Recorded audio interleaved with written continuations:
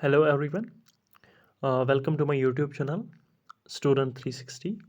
I hope you all are doing well and you must be having a great time at your home. Well, अभी एक order sheet viral हुई है। ये कहाँ से आई है? सेंट्रल एडमिनिस्ट्रेटिव ट्रिब्यूनल जम्मू में से ऑर्डर शीट निकल के आई है। तो काफ़ी वायरल है अभी सोशल मीडिया पे। तो अभी हम एक्सप्लेन करते हैं कि सेंट्रल एडमिनिस्ट्रेटिव ट्रिब्यूनल होता क्या है। तो ये एक कोर्ट ही होता है तो जो कि एस्टैब्लिश किया जाता है फॉर एडजुडिकेशन ऑफ डिस्प्यूट्स। जो भी डिस्प्यूट्स हो with related to recruitment, with related to service, या इन जनरल हम कह सकते हैं कि एम्प्लॉयमेंट के रिलेटेड कोई भी केस हो तो उसको इन जनरल यही सेंट्रल एडमिनिस्ट्रेटिव ट्रिब्यूनल सॉल्व करती है। ओके। तो ये जो केस है ये पिटीशन फाइल करी थी ग्रेजुएट्स ने for the revocation of affidavit. तो जो केस का नाम है वो है Rohit Sharma and others versus service selection board JKUT। तो जो एप्लीकेंट है, जो ग्रेजुएट्स है, उन्हीं वही यहाँ पे एप्लीकेंट है। तो उनका जो एडवोकेट है उसका नाम है मिस्टर सुनील सेठी। तो senior advocate assisted by mister Parimukh Sethi. ये दोनों ही इसके एडवोकेट हैं। ओके। जो रेस्पोंडेंट है यानी SSB की तरफ से जो एडवोकेट है वो है मिस्टर सुधीश मल्होत्रा। ओके। तो इस चीज़ को बेटर समझने के लिए मैं पॉइंट नंबर 5 पे जाता हूँ पहले। तो which says that the case requires an expeditious disposal so that the rights of the parties are decided at the earliest. As it is a question of employment, we should not be allowed to be keep lingering for a long time. Accordingly, learned Deputy Attorney General shall positively file counter affidavit within a week.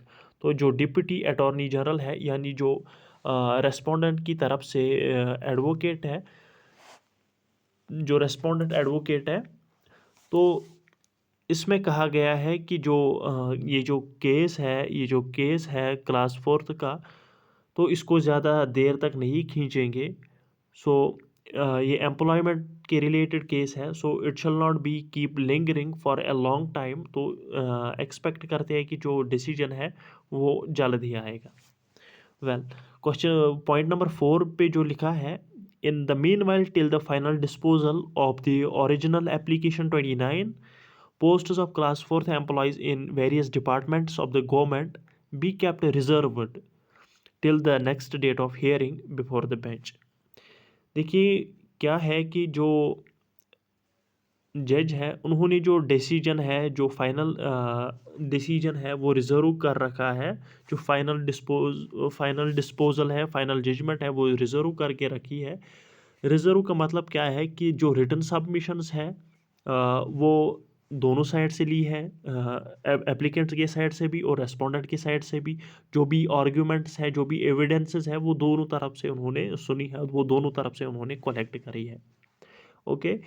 तो जब final hearing हो जाएगी तो क्योंकि चूँकि अभी जो court है उन्होंने अपनी जो डिसीजन है, उन्होंने अपना जो माइंड है क्लियर नहीं करा है। दोनों जो पक्ष है, चाहे एप्लीकेंट हो रेस्पोंडेंट हो, किसी को भी ये एक्सप्लेन नहीं करा है कि हमारी जजमेंट क्या होगी। तो इसी को हम रिजर्व जजमेंट कहते हैं। कैप्टन जो फाइनल डिस्पोजल वो जो है वो कैप्ट रिजर्व करी है।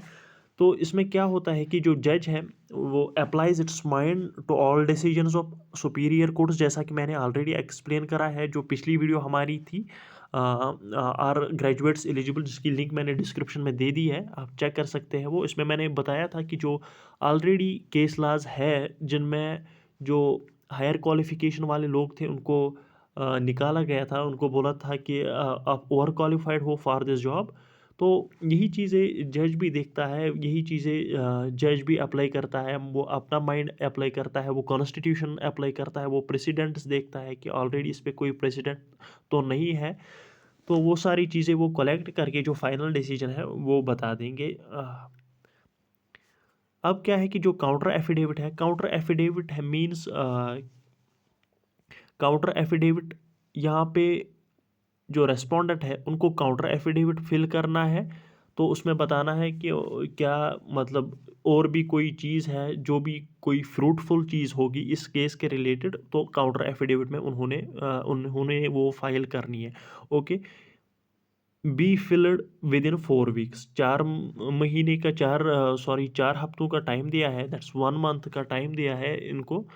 तो अब रिजॉइंडर एफिडेविट क्या होता है? रिजॉइंडर एफिडेविट, अब जब काउंटर एफिडेविट रेस्पोंडेंट फाइल करता है तो उसके बाद से जो मतलब काउंटर रिजॉइंडर एफिडेविट है वो फिल करेगा एप्लीकेंट, एप्लीकेंट का एडवोकेट वो फिल करेगा रिजॉइंडर एफिडेविट।